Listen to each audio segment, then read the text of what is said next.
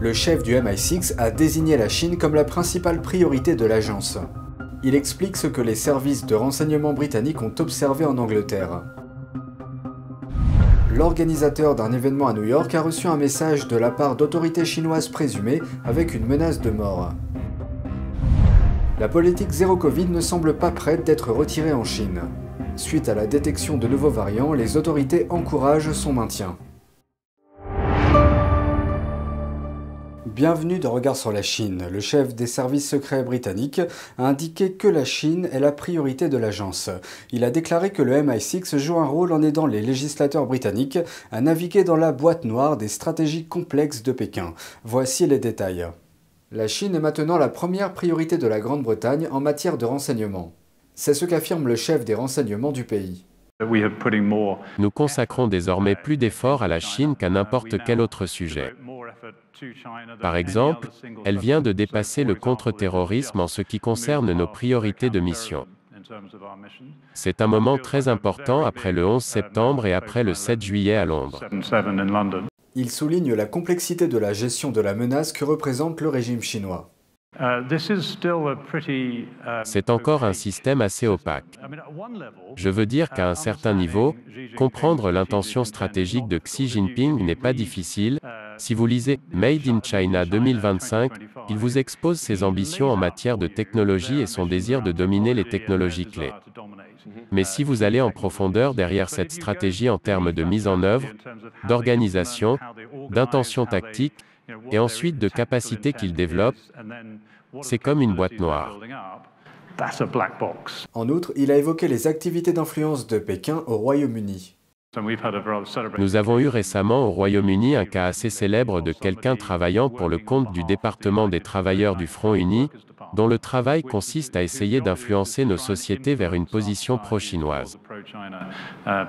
Le département du travail du Front Uni est une puissante agence du Parti communiste chinois chargée de superviser les opérations d'influence à l'étranger. Cela consiste à influencer d'autres pays de manière secrète, non déclarée, en utilisant des financements. Ce n'est pas clair. Donc il se passe beaucoup de choses comme cela. Richard Moore souligne que les démocraties occidentales ont un avantage que la Chine n'a pas, des amis et des alliés avec lesquels elles peuvent collaborer pour relever des défis. Des schémas sanitaires qui semblent se répéter à l'infini et un rappel constant de la politique zéro Covid. C'est la situation actuelle en Chine alors que les autorités lancent un avertissement. Au moins 10 nouveaux variants d'Omicron ont été détectés en 2 semaines. C'est ce qui ressort d'un rapport officiel publié la semaine dernière. Pour l'instant, la Chine affirme que les 10 nouveaux variants proviennent de l'extérieur de ses frontières. Ils proviendraient notamment des États-Unis, de l'Inde et de certains pays d'Europe. La ville de Chengdu a récemment signalé un nouveau variant. Les autorités affirment que ce variant a été repéré pour la première fois aux États-Unis au début de l'année et qu'il a joué un rôle prépondérant dans les transmissions locales. Le rapport cite un expert chinois en santé publique qui déclare que la Chine doit prendre des mesures sévères des deux côtés en bloquant toute chance d'importation de cas tout en s'en tenant à sa politique stricte du zéro Covid-19 au niveau national. Le rapport avertit de ne pas prendre les variants à la légère, notant que les souches ne provoquent pas de symptômes graves pour la plupart des gens, mais qu'elles peuvent plus facilement échapper au système immunitaire, se propager rapidement et se transformer en d'autres nouveaux variants. Un panel visant à dévoiler la véritable nature du Parti communiste chinois s'est tenu avec succès il y a quelques jours, mais pas sans turbulence. L'organisateur de l'événement a reçu une menace de mort de la part d'autorités chinoises présumées. Voici un aperçu de la situation. Mercredi, un panel s'est tenu au sujet du Parti communiste chinois ou PCC. L'événement s'intitulait « Réveillez-vous face à la menace du PCC ». Il était organisé par le Centre de service mondial pour quitter le PCC et l'association chinoise de Monhop.